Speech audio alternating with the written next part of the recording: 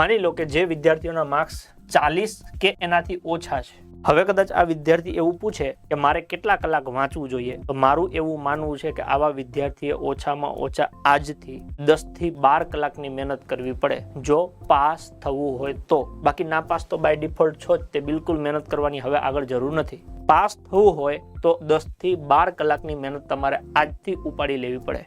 જે મિત્રોને 41 થી 80 ની વચ્ચે છે એનો મતલબ કે થોડીક ચાંચ ડૂબે છે, તો એવા વિદ્યાર્થી મિત્રોએ કેટલી કલાક મહેનત કરવી જોઈએ, તો કે ઓલા કરતા થોડુંક ઓછું, એટલે કે 2 કલાક ઓછા કરો તો કેટલા 8 થી 10 કલાક જેટલી. જે લોકોના માર્ક્સ 81 થી 120 છે, મતલબ કે જે મિનિમમ ક્રાઇટેરિયા 40% નો છે કે 200 માંથી 80 તો મિનિમમ આવવા જોઈએ, એટલે 81 થી 120 ની જે મધ્યમ રેન્જ છે એવા લોકોએ 6 થી 8 કલાક જેવી મહેનત કરવી પડે. 121 થી લઈને 160 છે એમના માર્ક્સ ખૂબ સારા કહેવાય, એ 4 થી 6 કલાક મહેનત કરે તો એક સારું કહેવાય. અને જે લોકોને 161 થી વધારે આવ્યા હોય એના માર્ક્સ ખૂબ સારા કહેવાય. લગભગ એ મિત્રો નાપાસ થાય જ નહીં, પણ આગળની પરીક્ષામાં કેમ નાપાસ થયા એનું સમજાણું. અથવા તો એવું બને કે આગળની પરીક્ષામાં નાપાસ થયા હોય અને પછી ખૂબ મહેનત કરી હોય એટલે અત્યારે આ લેવલ ઉપર આવી ગયા હોય, અથવા કોન્સ્ટેબલ બની ગયા હોય અને PSI ની તૈયારી કરતા હોય અને એમને આ ટેસ્ટના માર્ક્સ આપ્યા હોય, ટેસ્ટ આપી હોય તો એમાં આવે, તો એ મિત્રોએ 2 થી 4 કલાક જેટલી મહેનત કરવી પડે. એટલે જો તમારા મનમાં એવો પ્રશ્ન હોય કે મારે કેટલા કલાક મહેનત કરવી જોઈએ, તો ટેસ્ટના માર્ક્સ તમારા જોઈ લ્યો,